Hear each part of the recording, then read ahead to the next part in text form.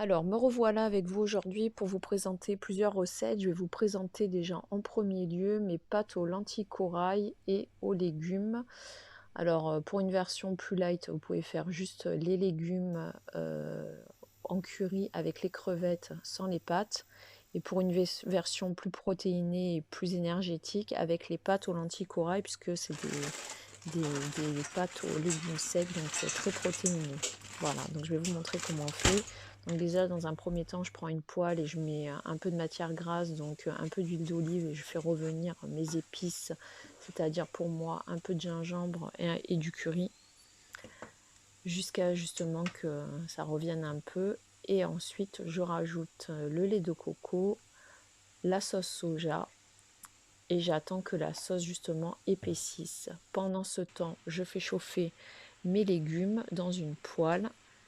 Et ensuite, une fois que la sauce a bien épaissi, je monte un peu le feu, je fais revenir mes crevettes pour les dorer un petit peu. Je continue après à laisser mijoter pour que justement la sauce imprègne bien les crevettes. Et dans un second temps, pour ceux qui feront les pâtes, je fais cuire mes pâtes, donc je fais chauffer mon eau, je fais cuire mes pâtes, je surveille mes légumes, voilà, donc ça prend pas très longtemps. Et après, j'assemble tout, les pâtes et ensuite j'ai mélangé les légumes dans la sauce curry crevettes et je mets le tout sur les pâtes. Et voilà, après vous pouvez rajouter de la coriandre si ça vous dit.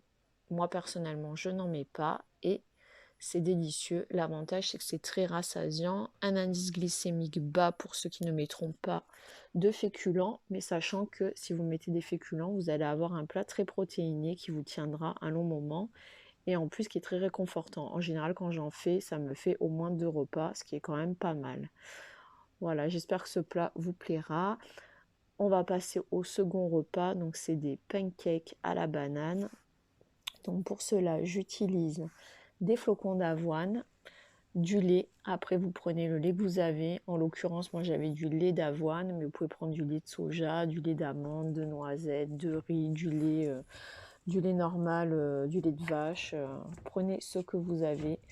Les flocons d'avoine, je sais que peut-être vous en avez pas, mais bon, ça serait bien d'en avoir. C'est quand même le principal dans la recette. Si c'est pas le cas, vous pouvez prendre de la farine, hein, tant pis. Une banane, les œufs, vous prenez un œuf entier et un blanc. Vous prenez aussi un sachet de levure chimique pour les faire lever. Et puis voilà. Après, un petit arôme vanille si cela vous dit, mais c'est facultatif. Vous mélangez tout ça, vous écrasez bien la banane, vous mélangez les flocons d'avoine avec, le lait, la levure, l'arôme. Vous remuez tout ça, vous faites chauffer une poêle avec un peu d'huile de coco pour ma part, mais après ce que vous avez aussi comme matière grasse. Et puis après, vous les faites chauffer. Moi, attention parce que c'est un peu... c'est moins compact que des pancakes normaux vu que c'est avec de la banane et justement des flocons d'avoine. Donc ça risque d'être un peu plus long pour les faire cuire. Vous voyez, vous mettez quand même assez fort votre poêle, que ce soit bien chaude pour pouvoir justement les faire dorer. Et puis après, vous voyez en fonction au niveau de la cuisson que vous souhaitez, le temps que vous allez justement les faire cuire. Une fois que c'est fait, enfin moi j'en fais des petits. Après, j'utilise les toppings que je veux, amandes, fruits secs, fruits rouges, kiwi. Et puis après, je fais chauffer en général soit du chocolat au micro-ondes, un ou deux carreaux de chocolat noir à 80%. Ou alors après, j'utilise une pâte à tartiner, soit maison, style beurre de cacahuète que je fais avec mon Thermomix. Si c'est pas le cas, j'utilise des pâtes à tartiner que j'achète, style nocciola, nocciolata, chocobella. Enfin après, vous voyez, bon, Nutella, on évite, hein, tant qu'à faire, mais bon, si ça vous dit, prenez-en un peu, hein, vous pouvez vous faire plaisir au moins une fois par semaine, hein. Vous avez le droit. Et l'intérêt, c'est que ça soit gourmand et que ça vous fasse plaisir et réconfortant. On en a besoin en ce moment. Voilà. Donc, du coup, c'est très riche en protéines. Ça va vous caler. Et en plus, c'est réconfortant. Voilà. J'espère que cette recette vous plaira. Donnez-moi vos retours pour ces 2 recettes. Et je vous souhaite une belle journée. Et surtout, prenez soin de vous et restez chez vous. Merci beaucoup. À bientôt.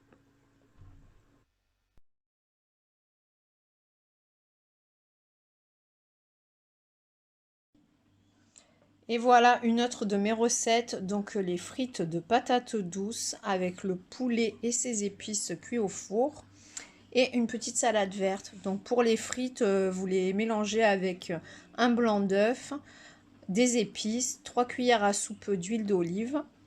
Pour ce qui concerne le poulet, je fais pareil, je mets un peu d'huile d'olive, je mets des épices. Je laisse un peu tout ça dans la sauce et une fois que c'est bon, je préchauffe mon four à 225 degrés. Je mets tout sur une plaque, donc je mets bien les frites côte à côte, mais sans qu'elles soient trop collées non plus, hein, pour qu'elles cuisent bien, qu'elles dorent bien. Le poulet à côté. Je surveille la cuisson. En général, il faut compter 25 minutes pour les frites. Concernant le poulet, en général, c'est plus rapide. Au bout de 10-15 minutes, vérifiez quand même qu'il ne soit pas trop sec à l'intérieur. Après, je sers avec une petite salade, une sauce, ou alors après des légumes de votre choix. Voilà, ça permet de manger des frites et c'est gourmand, c'est bon et après vous pouvez agrémenter avec les épices de votre choix.